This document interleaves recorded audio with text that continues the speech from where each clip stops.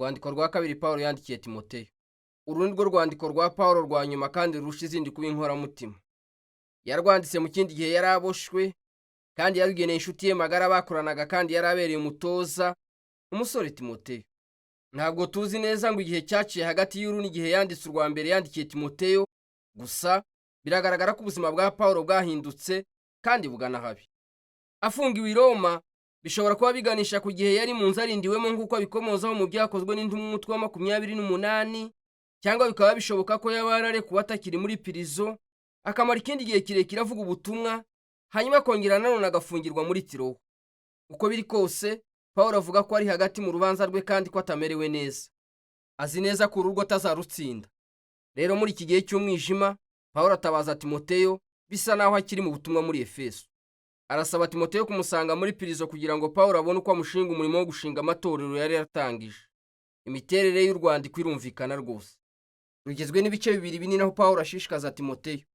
Icya mbere, kwemera umuhamagaro we nk'umuyobozi, noneho mbere y'uko aza kureba Pawulo akabanza agakosora abigisha ibinyoma bagiteje ibibazo muri Efeso. Nyuma y'ibi, Pawulo asoza urwandiko. Pawulo atangira ashimira Imana ku bwa Timoteyo n'umuryango we, by'umwihariko nyirakuru we, Loisi ndetse na nyina, Unike. Binjije umusore Timoteyo mu nkuru y'ibyanditswe byo mu isezerano rya kera. Bamushyizemo kwizera Mesiya, Yesu gukomeye.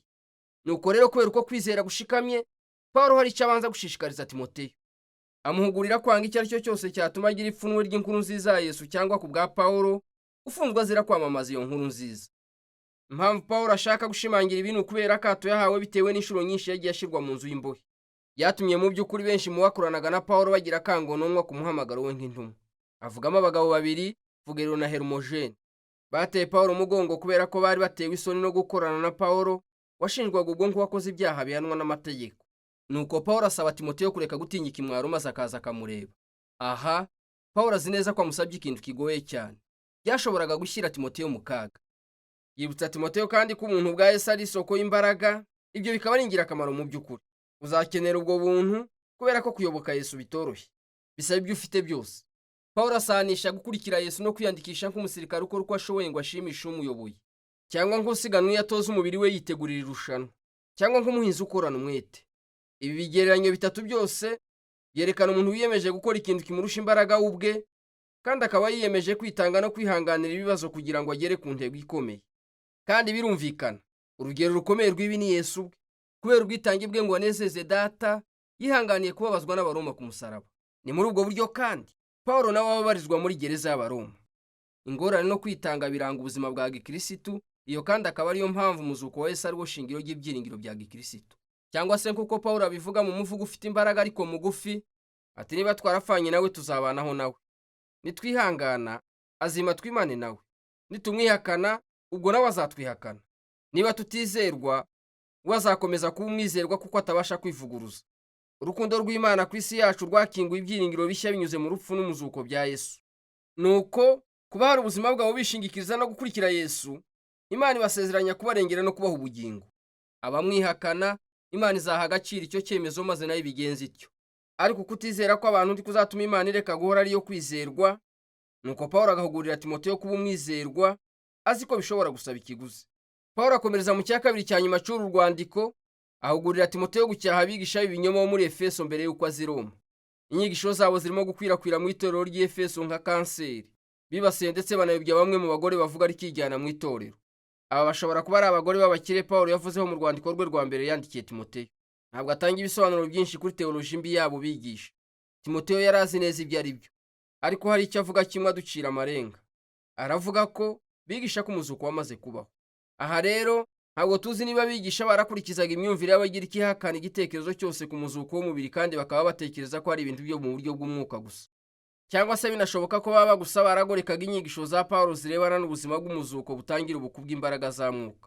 Icyo cyaba ari cyo cyose, ikibazo ni uko bitandukanyije n'ibyiringiro bikomeye by'umuzuko w'igihe kizaza n'icyo guhindurwa bashya, ahubwo bimika ubunyamwuka buhanitse bwigenga buhabanye n'ubuzima bwa buri munsi.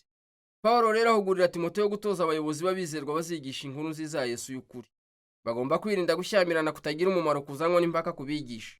Ahubwo Timoteyo n'itsinda ry'abayobozi bagomba kureka ikintu cy'ingenzi kikaba icy'ingenzi. Bagomba kwibanda ku ngingo nkuru y'inkuru n'ubutumwa bw'ibyanditswe, ari bwo mu gihe cya Pawulo bishatse kuvuga isezerano rya kera mbere ya byose. Pawulo ati ibi byanditswe bibasha kuguha ubwenge bukugeza ku gakiza kubwo kwizera Mesiya Yesu. Icyo avuga ni uko ingingo y'ingenzi y'ibyanditswe ari ukubabarira inkuru ibumbiye hamwe iganisha kuri Yesu kandi irimo ubwenge bwo guha abari mu isi yose. Maze Pawulo akavuga ku miterere y'ibyanditswe n'intego yabyo. Avuga yuko ibyanditswe byera byose byahumetswe n'Imana, bivuze ngo byuzuye umwuka w'Imana. Bishatse kuvuga uruhare rwa mwuka mu kuyobora abanditsi ba Bibiliya kugira ngo bandike iby'Imana yashakaga ko abantu bayo bumva.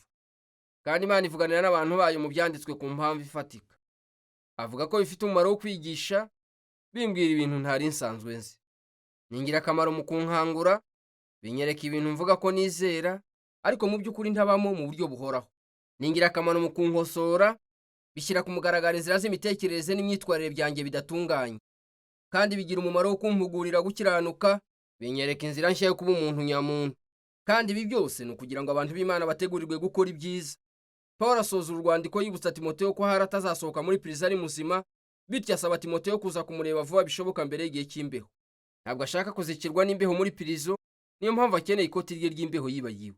Ikindi nanone, yifuza cyane ko Timoteyo yazamuzanira inyandiko bwite ze yasize i Tirowa ahari igihe yafungwaga. Anavuga kuri Alexanderi wari umugabo mubi cyane Timoteyo yagombaga kwirinda. Bishoboka ko ari we wari inyuma y'ifungwa rya Pawulo rya nyuma. Pawulo asoza avuga ko hafi buri wese yamutereranye muri prison, kandi ku isoko y'ubw'umuriro wasigaranye ari ukumva ari kumwe na Yesu ubwe, uhorana nawe kandi akazamutabara nubwo yaramuka apfuye. Uko niko uru rwandiko rusoza. Urwandiko rwa kabiri rwa Timoteyo rutwibutsa ko ubuzima bwa Pawulo n'ubutumwa byahinduye benshi mu buryo bukomeye, byaranzwe n'ingorane, imibabaro no guhatana bihoraho. Gukurikira Yesu bizana akaga, bisaba no kwitanga. Bivuze ko bihembera ibibazo birushya mu buzima bwawe. Ubundi ibi bintu si ikimenyetso cy'uko Yesu atari kumwe natwe. Ahubwo nguko Pawulo yabivumbuye hamwe n'ibiragano by'abakristo nyuma ye, cyane cyane muri ibyo bihe by'umwijima kandi bigoye, urukundo n'umurava bya Yesu bishobora kurushaho kugaragara kandi mu by'ukuri. Nuko ibyo nibyo bikubiye mu rwa kabiri rwa Timoteyo, urwandiko rwaherukiye izo Pawulo yanditse.